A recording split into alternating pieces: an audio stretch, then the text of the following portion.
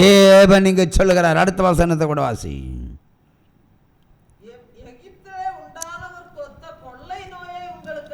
எகிப்திலே உண்டான ஒத்த கொள்ளை நோய்களை, ஒத்தனா ஒன்று அல்ல, அது கொப்பான அநேக கொள்ளை நோய்களை உங்களுக்குள்ளே அனுப்பினேன்.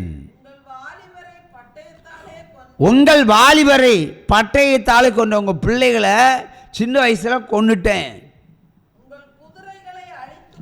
உங்களுடைய மிருக ஜீவங்களெல்லாம் அழித்தேன். ஆடு வளர்த்தாலும் போக்கு, மாடு வளர்த்தாலும் போக்கு, கோழி வளர்த்தாலும் போக்கு, அப்படி எல்லாவற்றையும் அழித்தேன்.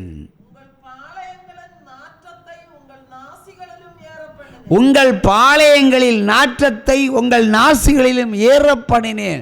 அதாவது இங்கே குடியிருக்கிற இடத்துல நாற்றம், அதாவது சுகாதாரக்கேடு. ஒருவேளை வீட்டு முன்னே காவாய் ஓடலாம், இல்லை என்றால் உன் பேர் ரிப்பேர் ஆகிருக்கலாம். ஒரு பாவம் செய்யாத பிள்ளை கெட்ட பேரை சம்பாதிச்சுட்டு வரலாம். ஒரு பாவம் செய்யாத மனிதன் தவறு செய்தது போல தண்டிக்கப்படலாம். இப்படியெல்லாம் உங்களை தான் கஷ்டப்படுத்தினேன், ஆனால் நீங்கள் என்னிடத்தில் திரும்பவில்லை. ஒரு சோம கையை தட்டலாமா? அது திரும்ப வேண்டும். நீங்கள் திரும்புவதற்கென்றும் திருந்துவதற்கு என்று தான் அவர் பட்டயங்களை அனுப்புகிறார், சோதனைகளை வைக்கிறார். ஜெயமாய் கடந்து வர வேண்டும். கர்த்தருக்குள்ள ஜெயம். நீங்கள் வந்தீங்கன்னா நீ உலகத்தில் பொண்ணு இல்லையே வெள்ளி இல்லையே ஒன்றும் கவலைப்படாதீங்க. இன்றைக்கி வேணுமா அவர் கொடுத்துருவார். நீங்கள் நினைக்கிற மாதிரி இல்லை, அவர் எவ்வளோ பெரியவர். அதற்கு பின்னாடி போகிறத விட கர்த்தருக்கு பின்னாடி போங்க, அவர் எல்லாமே உங்களுக்கு கொடுத்துருவார். எல்லாமே கொடுத்து அவருக்குரிய எல்லாவற்றையும் கொடுத்துருவார். உலகத்தில் இருக்கிறவங்களுக்கு என்னெல்லாம் இருக்கிறோ அதை விட அதிகமாக உங்கள் பிள்ளைகளுக்கு கொடுத்துருவார், அவங்க பிள்ளைகளுக்கு கொடுத்துருவார், அவருடைய பிள்ளைகளுக்கு கொடுத்துருவார். பொதுவாக கிறிஸ்தவர்கள் சம்பாதிக்காமல் பணக்காரர் அவங்களாகும். 2 ராஜாக்கள் 17ஆம் அதிகாரம் 3ஆம் வசனம் வாசிப்போம். நீ காற்றையும் காண மாட்டாய், மழையையும் காண மாட்டாய், ஆனாலும் நீ உன் ஆடு மாடுகள் குடிக்கத்தக்கதாக இந்த பள்ளத்தாக்கில் தண்ணீர் உண்டாயிருக்கும். அன்னைக்கு ராஜாக்களுக்கு சொல்கிறார், 4 ராஜாக்களுக்கு சொல்கிறார் தேவன். யுத்தம் நடக்கிறது, தேசத்தில் பஞ்சம் தலைவரி தாடுகிறது. யுத்தத்துக்கு தேவையான தண்ணி வேணும். ஏன்னா ஆடு மாடுகள் தண்ணி குடிக்கலைன்னா தொடர்ந்து பயணம் பண்ண முடியாது, தொடர்ந்து பயணம் பண்ண முடியாது. அது களைத்து போய் படுத்துரும், எதிராளி ஜெயிச்சிருவான். ஆகவே தீர்க்கதரிசியை குறித்து கேட்குறாங்க. 2 ராஜாக்கள் 3ஆம் அதிகாரம் சொல்லு 3:17 வசனம். அதை திரும்ப வாசி. நீங்கள் காற்றையும் காண மாட்டீர்கள், மழையையும் காண மாட்டீர்கள், ஆனாலும் நீங்கள் உங்கள் ஆடு மாடுகள் உங்கள் மிருக ஜீவங்கள் குடிக்கும்படிக்கு இந்த பள்ளத்தாக்கு தண்ணீரால் நிரப்பப்படும் என்றார். அது எப்படி நடந்தது? 4 ராஜாக்கள் பயந்து நடுங்கி போயிருக்கிறாங்க. யுத்தத்தில் சத்துருக்கு ஜெயம் வருகிறது. இவங்களுக்கு திராணி குன்றி போய் கொண்டிருக்கிறது. தண்ணி இல்லை, உணவு இல்லை. அப்போ என்ன செய்யணும்? ஒரு தீர்க்கதரிசியை கூப்பிட்டாங்க, ஆலோசனை கேட்குறாங்க. ராஜாக்களே தீர்க்கதரிசியில் ஆலோசனை கேட்குறாரு. தீர்க்கதரிசி வரவழைக்கப்பட்டார்.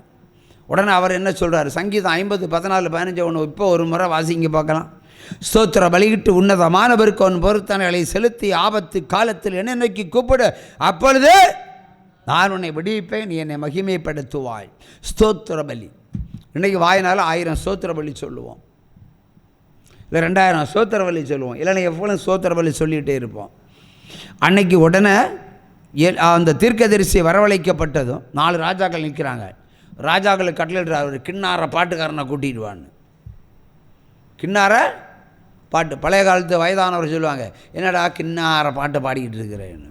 கிண்ணார பாட்டு. அப்போ ஒரு கிண்ணார பாட்டுக்காரன் வந்தாச்சு, வரவழைக்கப்பட்டான். ராஜா கூட்டம் உடனே வந்துடுவான். சரி, கர்த்தரை மகிமைப்படுத்தி ஒரு பாட்டு பாடுறான்னு ஆச்சு. அவன் வீணையை மீட்டி ஒரு கர்த்தரை மகிமைப்படுத்தி ஒரு பாட்டு பாடினான். அந்த கர்த்தரை மகிமைப்படுத்துகிற அந்த வேளையில், that's a point, change of life. ஒரு டேர்னிங் பாயிண்ட். கர்த்தரை மகிமைப்படுத்துகிற வேளையில் கர்த்தருடைய ஆவி அந்த ஊழியக்காரன் மேலே இறங்கி சொன்ன வேத வசனம்தான். நீங்கள் என்றால் 4 ராஜாக்களையும் பார்த்து சொல்கிறேன், நீங்கள் காற்றையும் காண மாட்டீர்கள், மழையையும் காண மாட்டீர்கள், ஆனாலும் நீங்கள் உங்கள் ஆடு மாடுகளை குடிக்கத்தக்கதாக தண்ணீர் இந்த பள்ளத்தாக்கு நிரப்பும். மழை இல்லாமல் தண்ணி எப்படி வரும்? எப்படி வரும் மழை இல்லாமல்? செயற்கை மழை வருஷிக்க முடியுமா? ஒரு யுத்தத்தின் சத்தம் கேட்டுக்கிட்டு இருக்கு. உங்கள் ஆடு மாடுகள் எவ்வளோ லட்சக்கணக்கான ஆடு மாடுகள், மிருக ஜீவியங்கள், யானை, குதிரை எல்லாத்தையும் தண்ணி நிறைய வேணும். அது இந்த பள்ளத்தாக்கில் நிரப்பப்படும். பள்ளத்தாக்கு என்ன?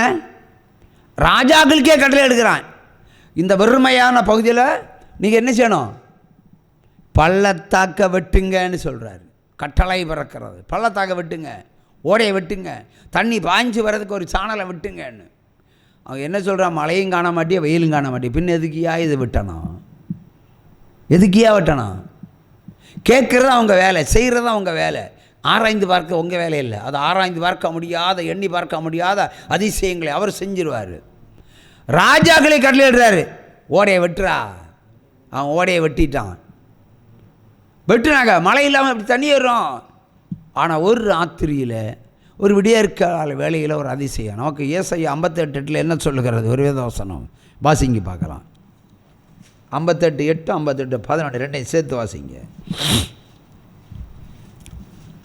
விடியற்கால வெளிப்பை போல சுகமாழ்வு சீக்கிரம் துளிர்த்து துளிர்த்திடும். அவ்வளோதான்.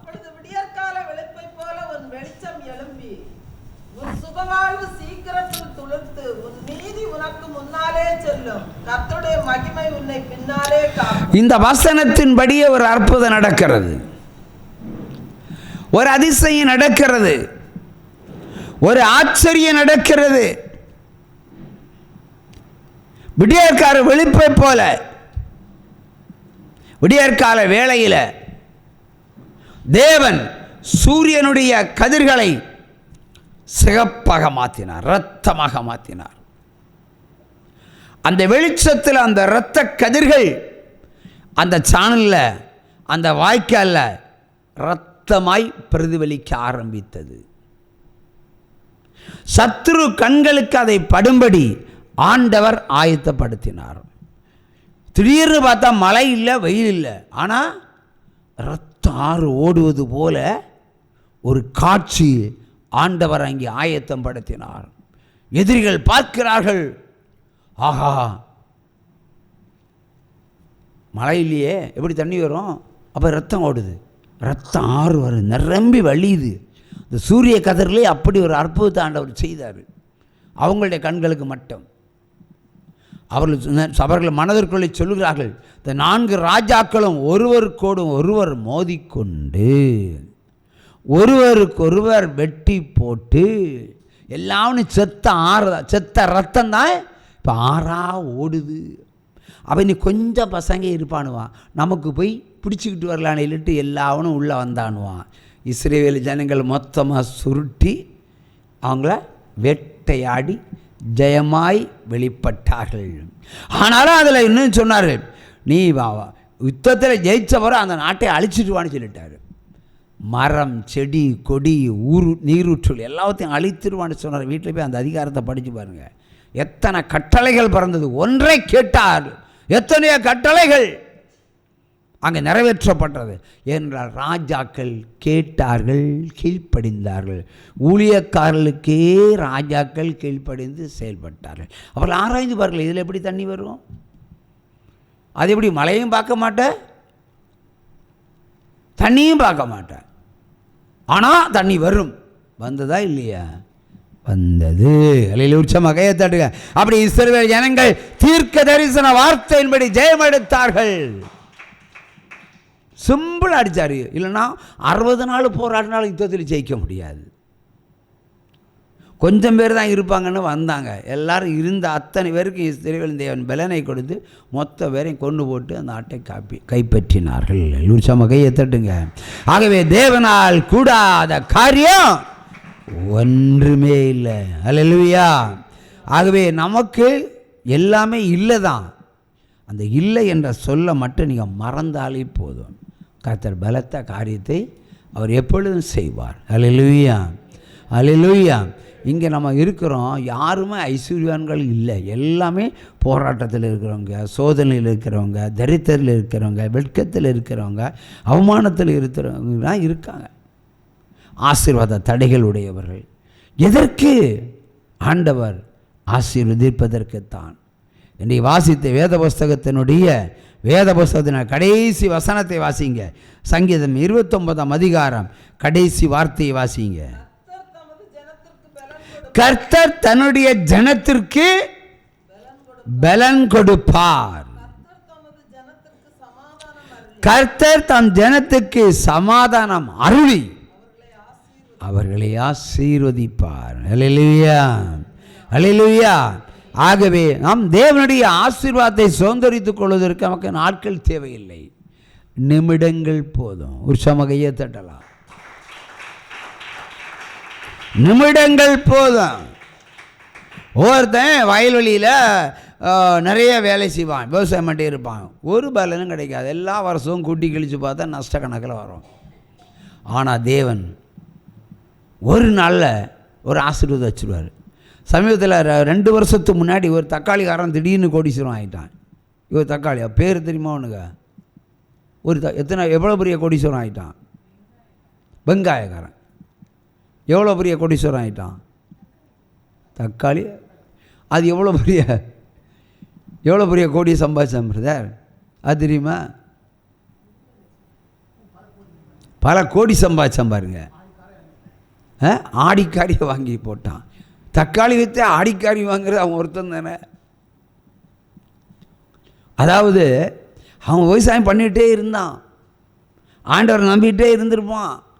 எல்லா நாளும் கஷ்டம், எல்லா நாளும் நஷ்டம். அதுக்காக வியாபாரத்தை விட முடியுமா?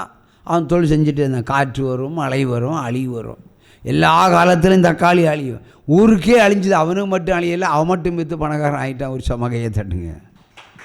அதான் தேவன் எல்லாரும் என் ஜனத்தை ஆசீர்வதிப்பேன்னா சொல்லியிருக்காரு. என் ஜனத்தை, அவருக்கு பிரியமான பிள்ளையை 40 வருஷம் சோதிக்கிறான். 4 நிமிஷம் மதி அவருக்கு ஆசீர்வதிப்பதற்கு. அதையும் காற்றையும் காண மாட்டாய், மழையும் காண மாட்டேன், ஆனாலும் நீயும் உன் ஆடு மாடுகள் குடிக்கத்தக்கதா தண்ணீர் இருந்தால் பள்ளத்தாக்கில் நிரப்பப்படும். இதுதான் வார்த்தை. ஆகவே நமக்கு நம்ம ஆண்டவருக்குள்ள விசுவாசத்தை வளர்த்தா போதும், நம்பிக்கையை வளர்த்தால் போதும். அதிசயம் செய்வது அவர். உலக பிரகாரமான சில சோதனைகள் இருக்கும். ஆச்சரியமான அதிசயத்தை ஆண்டவர் அவர் செய்வார். நான் மரப்பாலத்தில் ஒரு சகோதரிக்கு ஒரு வாக்குத்தத்தம் கொடுத்தேன், ஊழிய வாக்குத்தத்தம். அது இன்றைக்கி சிஎம்சி மருத்துவமனையில் மிகவும் குள்ளமாக இருக்கிற ஒரு பெண், இந்த சபையினுடைய ஒரு காலத்தினுடைய விசுவாசி. கல்யாணமே நடக்காது. ஆனால் இந்த வருடத்தில் தேவனுடைய ஆசீர்வாதத்தை காண்பாய் என்று யாருக்குமே சொல்லிட்டார் ஆண்டவர். டிசம்பர் மாதம் 21ஆம் தேதி பேசுகிறாள். ஆண்டவருடைய வார்த்தை இன்னைக்கு வரை எனக்கு நிறைவேறலை, எனக்கெல்லாம் கல்யாணமே நடக்காதுன்னு சொல்லிட்டா, ஃபோனில் சொல்லிட்டா. ஏன்னா நீங்கள் சொன்னீங்க டிசம்பருக்குள்ளே நடக்கும்னு சொன்னீங்க, நடக்கல. ஒரு புலம்பல், விசுவாசத்தை விட்டு விலகிற ஒரு புலம்பல். அப்போ கிறிஸ்துமஸுக்கு ஒரு நாள் முன்னாடி 24ஆம் தேதி காலையில் ஆண்டவர் பேசுகிறாரு.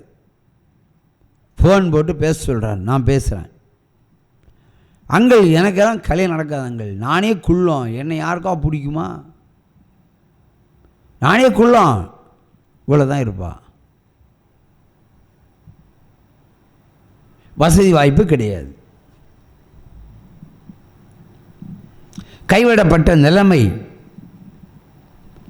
விரக்தி அடைகிறாள். விரக்தி நம்ம வாழ்க்கையில் கிறிஸ்தவர்களுக்கு விரக்தி வரக்கூடாது, விரக்தி அடைகிறாள். 24ஆம் தேதி காலையில் ஃபோன் பண்ணி சொல்லார், ஏய் 3 மாப்பிள்ளை இன்றைக்கி வருவான், 3 மாப்பிள்ளை இன்றைக்கி வருவான், அதில் உடம்பில் எவனுக்கு அதிக முடி இருக்கோ அவனை செலக்ட் பண்ணிக்கொண்டாச்சு. இப்படியே சொல்கிறார். உடம்பில் எவனுக்கு அதிக முடி இருக்கோ அவனை செல் பண்ணிக்கோ. 24ஆம் தேதி 2 மணிக்கு தகவல் வருது, அங்கிள் 3 மாப்பிள்ளை எங்கே சொன்ன மாதிரி வந்தது. ஆனால் அந்த முடி உள்ளவனு எனக்கு பிடிக்கல. ஆனால் மற்றவன் நல்லா வெள்ளையும் சொல்லையுமா இருக்கிறான். மன விருப்பத்தை அவள் நிறைவேற்றுகிறாள். ஆனால் ஆண்டவர் சொன்னதை செய்யன்னு சொன்னார். சொன்னதை செய்யணும். லாஸ்டில் கீழ்ப்படிந்தாள். அதே வருஷத்தில் அந்த மாதத்தினுடைய எண்டிலேயே கல்யாணம். அந்த கல்யாணத்திற்கு அவர்களுக்கு பணம் இல்லை என்று கருதி இங்கிருந்து ஒரு சில இல்லை பல கட்டுகளை எல்லாம் எடுத்துக்கிட்டு போக சொன்னார் ஆண்டவர். நாங்கள் பாக்கெட்டில் போட்டு குடும்பமாக ட்ரெயினில் போகிறோம்.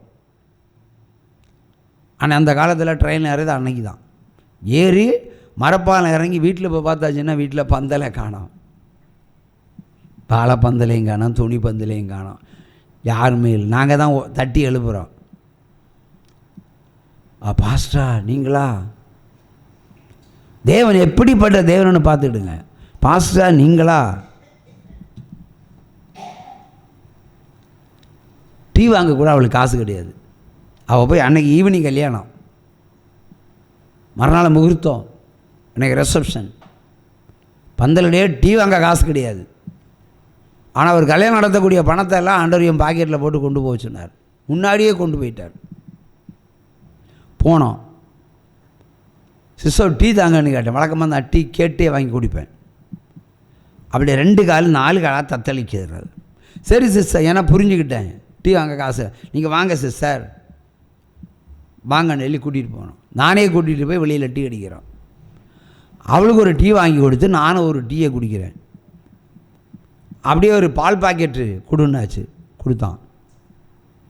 வாங்கிட்டு ஏன் பந்தல் கட்டலை? பணம் இல்லை. பந்தல் கட்ட பணம் இல்லை, கல்யாணத்துக்கு ட்ரெஸ்ஸு காசு இல்லை, டீ வாங்கவே காசு இல்லை பிரதர்.